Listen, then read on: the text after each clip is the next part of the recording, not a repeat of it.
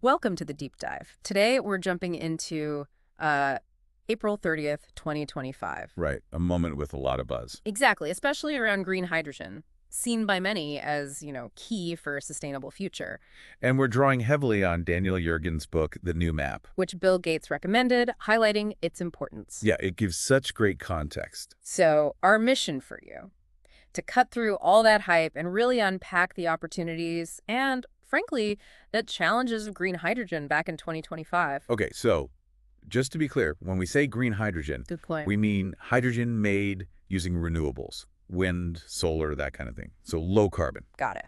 And Yergin's book, The New Map, it really digs into how this interest in green hydrogen in 2025 wasn't just about energy, it was shifting global power dynamics. He connects energy transitions and geopolitics so well. He does.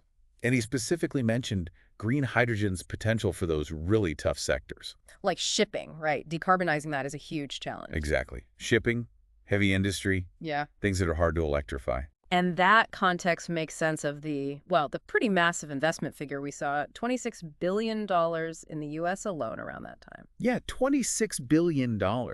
That's not small change. It shows serious belief. But belief doesn't mean it's simple. Not at all. And the new map flags this. Big geopolitical wrinkles. Such as? Well, Yergin pointed to concerns about certain countries aiming for dominance. China, for instance. Yes. Their goal to control maybe half the green hydrogen market by 2027. Precisely.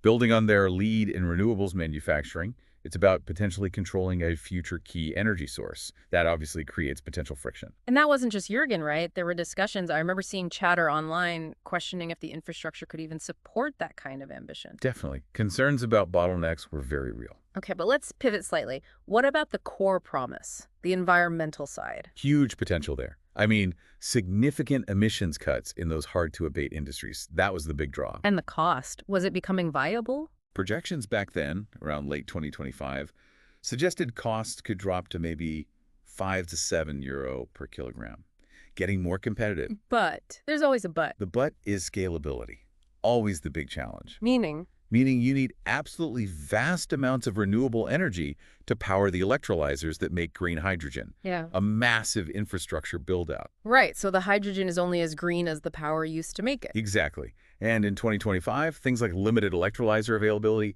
the sheer energy needed, those were serious hurdles. And it fed into some skepticism, didn't it? I recall seeing things, maybe on X, questioning project success rates, like maybe only 10% panning out. Hypothetically speaking, of course. Yeah, there's definitely debate around the real-world deployment speed and success rate. It's complex tech. Which underscores Yergin's point in the new map, doesn't it? Innovation is crucial, but so is working together.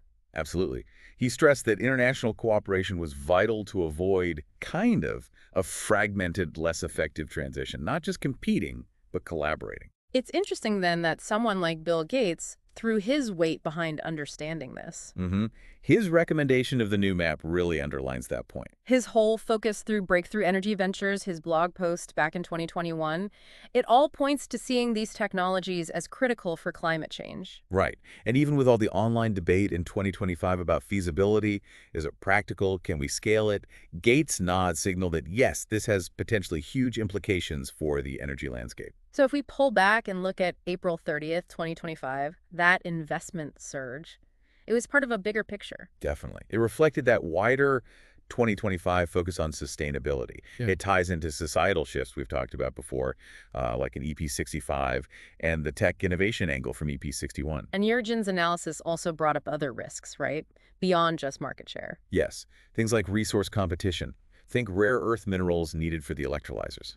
So new potential dependencies and tensions. Exactly. The new map really lays out these multifaceted dynamics, making it such a valuable read for understanding that moment. Okay, so let's recap quickly. Green hydrogen in 2025. Lots of promise for decarbonization, huge investment interest. But facing serious hurdles. Geopolitical chess games, major scaling challenges, needing massive renewable energy growth, resource constraints. So it wasn't a simple yes or no situation. Far from it. Which brings us to a final thought for you to consider. As all that investment kept flowing in 2025 and beyond, what single factor, or maybe couple of factors, do you think ultimately proved most critical in determining if green hydrogen would truly succeed on a global scale?